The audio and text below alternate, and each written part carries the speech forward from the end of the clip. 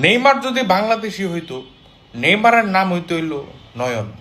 নয়ন মতিঝিল আইডিয়ালে পড়তো, ছোট বয়সে পাইকে গেছিল গা।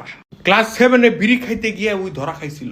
ওর বন্ধু মেহেদিরে ওই বিড়ি খাওয়া শিখাইছে। ঢাকা কলেজে চান্স পাওয়ার পর ওরা তেরে নাম বানাই দিছিল।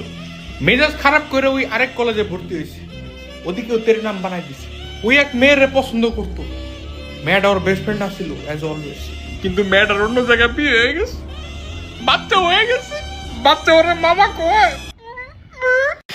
কিন্তু জীবন তো আর বসে থাকবে না, মুভ অন তো করতে হবে। তাই নয়ন এখন ইস্ট ওয়েস্ট ইউনিভার্সিটিতে পড়ে, বিবিএতে। আর কি ঢুকবো, ঠেকা পড়ছে। কিন্তু বড় ধাক্কা তো এর পরেই আইছিল।